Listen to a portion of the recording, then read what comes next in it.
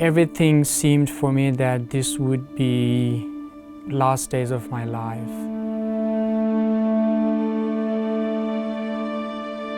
I grew up in Pakistan with my family. Every day, let's say, there were target killing and persecution, discrimination, all those kind of things were going on in our lives. I remember a time and a day where there was a huge blast at Hazara town. I fell down on the ground because of how massive, how huge it was. My mom, every day when we went out, it was very hard for her. She thought that we might not come home.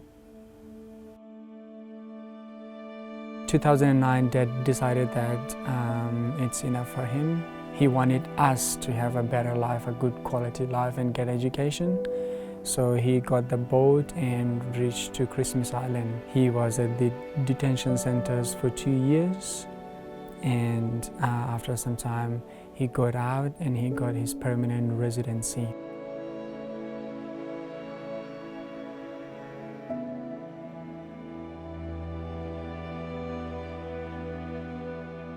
We landed at Melbourne Airport at 9 o'clock.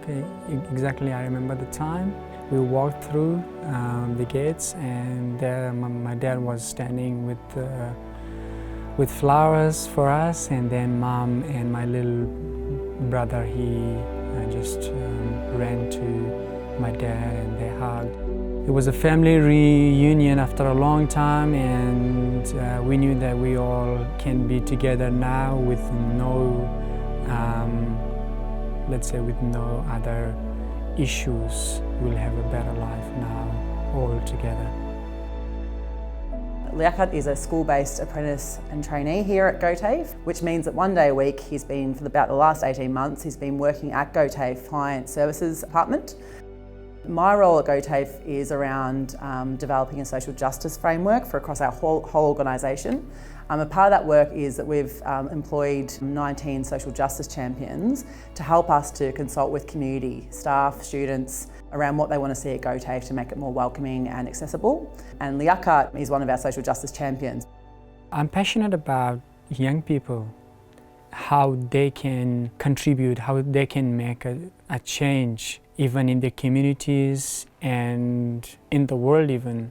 I think social justice is really all about inclusion and diversity, including all people from different nationalities, religion, and their beliefs. So Liaqat's story is full of trials and tribulations for him and his entire family in terms of visas and trying to start a life here in Australia.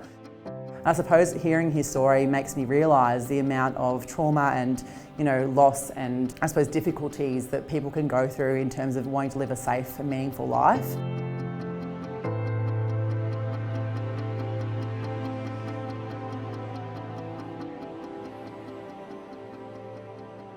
So Liaqat put an application to go to the UN Youth Conference, and I think that he has a particular kind of view of the world that is extremely wise beyond his years in terms of understanding that, even though you're one person, your voice can make a huge impact and benefit your community greatly.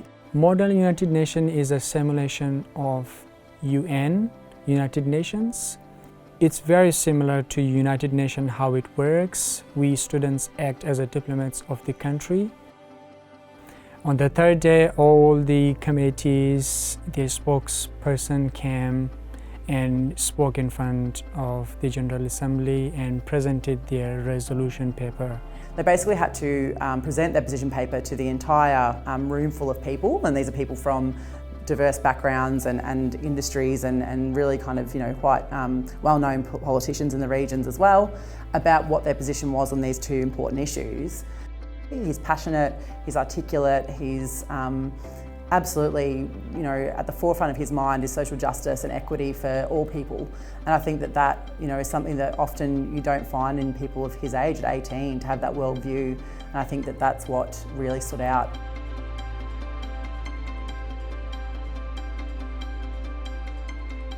And during that time, there was a number of organisers of the event that were looking at students to understand who had the most impact at that conference.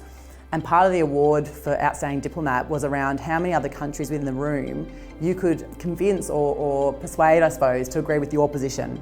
So that meant that your position had to come from a place of, I suppose, passion and knowledge and integrity. And I think that a number of other diplomats saw that Liaqat's position paper was very well researched and that he was very passionate about what he was saying, but also his ability to connect and build rapport with all the other delegates.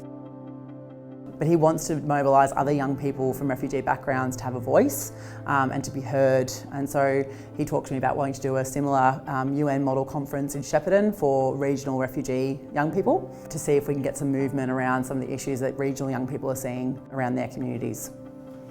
But in terms of TAFE, from the research that we've done so far, we haven't seen any other TAFE across Australia who has committed to a social justice charter at the level that GOTAFE are planning to commit. I think that GOTAFE is a community institute. They are really community minded. They really help people. They educate them, not just the community, like every community, LGBTQIT+ community, so many other things.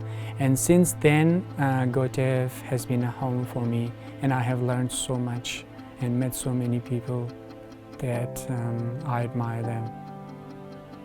I use the word home to describe GOTAFE as in because they help you to get on to your feet. With me coming to Shepparton as a refugee or coming to Australia as a refugee, it was really hard to get a job. Not just a job, especially getting that experience. How to talk with people, how to communicate, how to send emails even. These small things really mattered for me. I knew something about those things, but again, like learning about professionalism, about the community, having networking, all those connections. I think that's how I describe GOTAFE. He's using his experiences and his knowledge of the world to make the world a better place for himself, his community, and I think everybody that he comes across will benefit from his presence. I said, you've been through so much, like why do you think you're so strong? Why do you think you're so resilient? And he's like, I know how difficult life can be. I've seen a lot in my short amount of time on this earth. That's why when I'm presented with opportunities, I take them. I say yes to everything. I am in a place where I feel safe and I feel like I can take opportunities. I believe that I need to do more. I will not stop here, and my future plans includes to study international relations or leadership management. And with that role, I really want to create awareness among youth people and refugees. So we're always looking for opportunities of how we can support young people like Liaqat to achieve their dreams and go on to be the people that they want to be, and look at how we can reduce barriers to accessing those advantages and those dreams that they have. We all are one. We don't have to ask this question that where are you from? We all are on the same page. I'm Liaqat Ahmadi and I'm 18 years old.